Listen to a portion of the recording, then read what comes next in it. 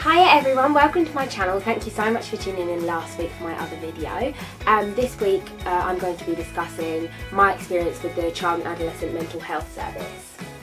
So for those of you who don't know, the Child and Adolescent Mental Health Service, or commonly known as CAMHS, is for children who are 18 or under 18 to be treated for any sort of mental health problem they might have, even if that's anger management or bipolar or something like that, or an eating disorder. So I was 15 when I first got referred, and that was in 2013, and I didn't really know much about it. I hadn't really heard. I was sort of forced into it, and I wasn't really that keen on going.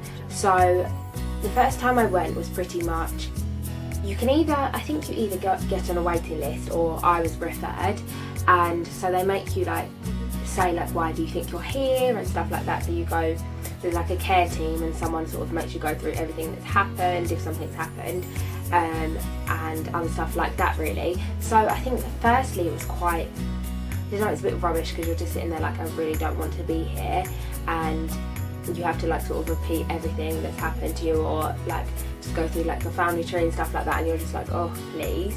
But yeah, so it was I wasn't that keen on it, and the person that I had at the beginning wasn't that great and didn't suit my needs and the sort of person I am. So I had 2 sessions every week I had 2 sessions for about a year every week, and then I had 1 session for about 6 months, something like that. So I had one, just a single session on my own, and then I had family therapy as well. So pretty much what the setup looks like is you go in and you just talk about how's your week been, if you've been say for me it was self-harm, so have you self-harmed and things like that, and just revolving around that area obviously because that's what you're there for, and just discussing why you did it, and how you can stop that, and going through your thought processes and thinking of stuff like that. So firstly I had a lovely therapist called Lucy, if you're watching. She was really great, and I had her for about a year, and we just discussed, it was pretty much like an outlet, so you just talk, and you do more of the talking than they do because obviously that's how it's supposed to work, and they sort of, I don't know, I don't want to say psychoanalyze you because I don't think that's what they do, but they sort of analyse your behaviours and where you're most triggered and stuff like that. And the type of therapy I had was cognitive behavioural therapy, which it means they look at your behaviours and see what triggers you and how we can work to sort of change those behaviours, because obviously they're negative behaviours.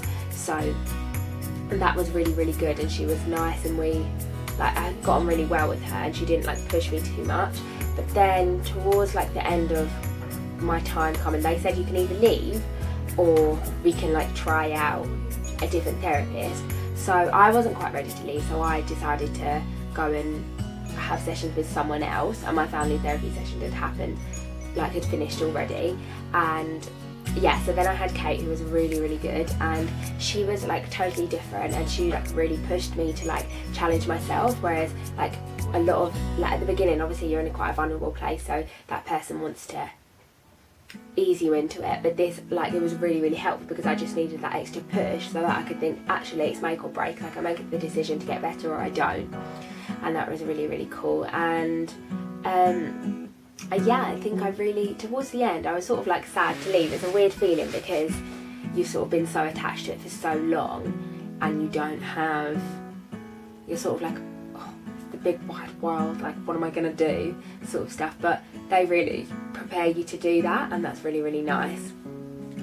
Yeah, my family therapy sessions weren't so good. I didn't really like those. They sort of, it's a compulsory session, and your family has to go obviously, and hence the name family therapy, but I sort of felt it was way out of my depth, and I didn't want to be stuck in a position where I couldn't say no, and I couldn't be I don't want to do this anymore. So a few of the sessions were a bit, and I didn't really carry that on for that long, because I just didn't really feel like it was helpful more than anything. Like, it made me feel uncomfortable, but I didn't also feel like it was helping at all, because I just wasn't up for it, and I just sort of didn't really go to any of the sessions and stuff like that. But yeah, I think about like maybe like, I don't know how often it is, maybe like 3 to 6 months mark in the middle of there, they sort of ask you how you think you're doing, and ask you if you think that you're improving and stuff like that, and where you'd like to go from there. So it is quite patient oriented, and obviously they're trying to help you, and they've only got a certain number of like spots that they can like give therapy to people, so they do want to make you the best you can be and like move you on. But yeah, I thought it was really nice to have someone who actually asks you how you're feeling about the whole therapy process, because a lot of it's like people never really ask, I guess, and it's just like, oh okay, like it must be going well or stuff like that, and it must be like a bit hard, but it's fine. So yeah, I was in therapy for about 1.5 years, and I think maybe April last year, or maybe a bit earlier than that, I stopped going to CAMHS. And it was weird at first, because I was like, you don't realise that you're gonna feel weird without it until it's gone, because it's like someone's just pulled the rug off you and been like, okay, it's the real world, you cope on your own now. But actually I was really, really ready to move on, and I think if I would have stayed there longer, it would have just disencouraged me to recover, and it would have just been like, this is a bit, you know, just dependent on my therapist and on the help that I was getting.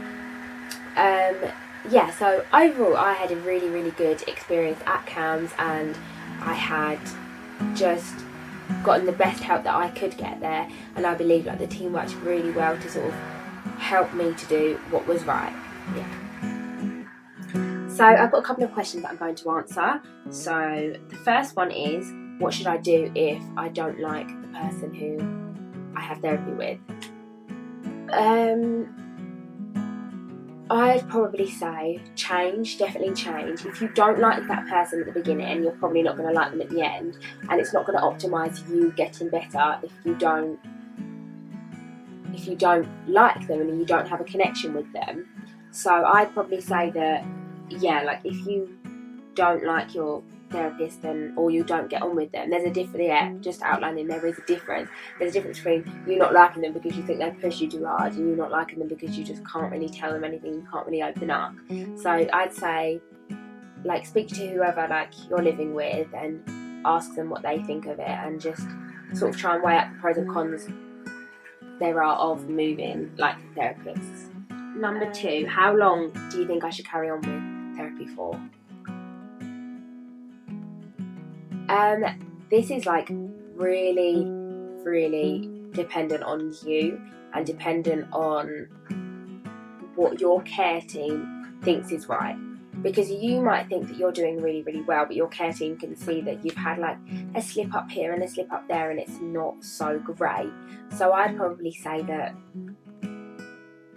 obviously you have to really, really think about yourself in the situation, because if you feel like you're done, then there's no point going back. But I'd say it's better to leave a little bit later than you think you should be than earlier, because if you're thrown into something that you're just not ready for, you're just going to fall straight back into those habits, whatever they are. So I'd probably say definitely just ask your care team and think about it, and see if you really are ready to do it. Yeah. Well, thank you so much for watching, and I hope you enjoyed that video. Please do tune in next week when I'll be posting another video, and read my blog and check out my Tumblr if you would like. Yeah, subscribe, share, do whatever. Share this with someone who you think it would help, and I shall see you next week. Thanks for watching.